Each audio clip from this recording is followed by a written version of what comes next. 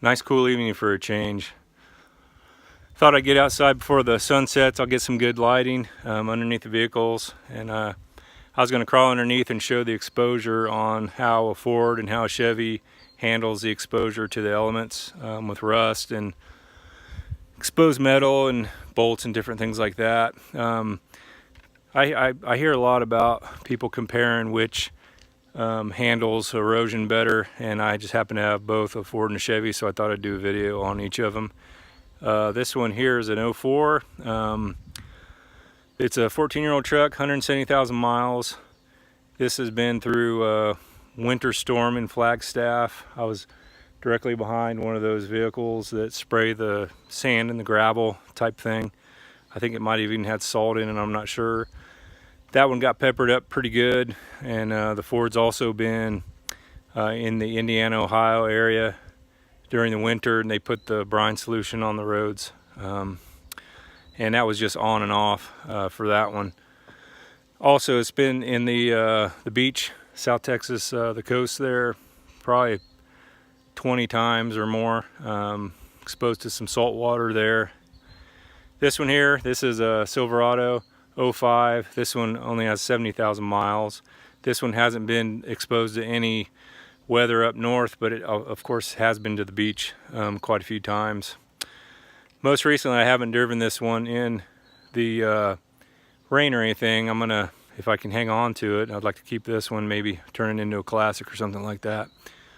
But anyway, I'm gonna show the frame rails and then the rear end, just to kind of show the wear and tear on this. And I got a flashlight that we can use to be able to see better. One indicator I always look at, these bolts here. This is a cab, the mounting bolt. Usually you start seeing the rust start to kick in on these first, and I don't see anything like that.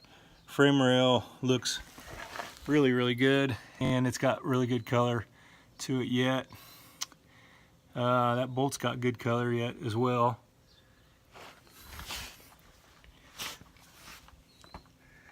Look at the tranny for you, and that's a good indicator there. You're going to always have surface rut on the drive shafts. So the other side, the frame rail, looks good as well.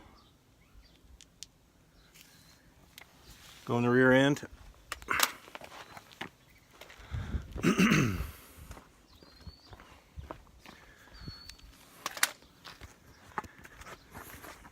Sorry for the bumpiness. Good color there as well.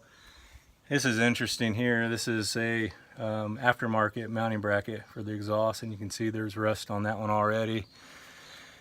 Usually from the brine on the roads and stuff, it usually likes to hang out here. I don't have anything. No indicators at all. And there are no indicators of rust at all back here yet.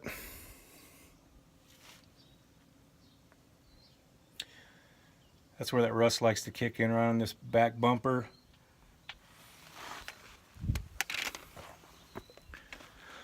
And then it also likes starting right in here on these trucks.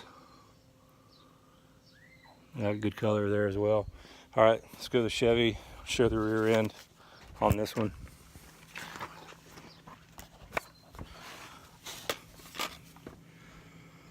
Getting some discoloration on the rear end. Get some discoloration on the bolts here. Same thing over there. Just surface more than anything. Back here, everything else looks pretty good. Looking really good underneath in here. And it's probably too tight of a squeeze. Well, that's the back bumper there, and I'm starting to get some accumulation of surface rust back here.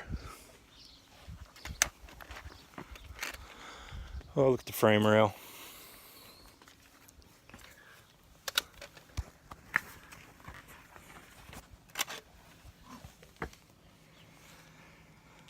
And you're seeing a little bit of spottiness there. I'm looking at that. There you go, the indicators of the bolts. Got some spots, just some slight surface rust. Not that big of a deal.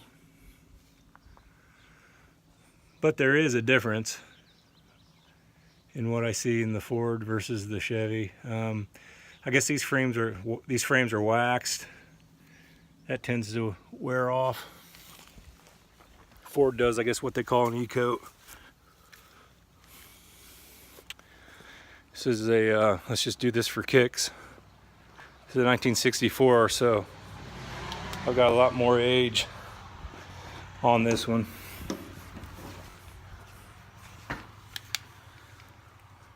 Here's underneath on the truck.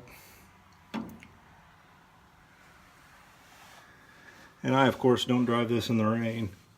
I've had it for quite a while, and I don't know who had it before me. I think this was an Arizona truck.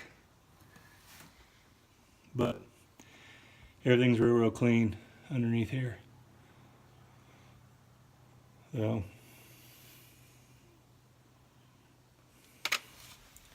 anyway, hope the video served its purpose in comparing what some wear and tear on a Ford and a Chevy kind of look like. And if you have any questions or comments, let me know. Again, this isn't a video to badmouth one or the other because I like them both. So anyway, thanks.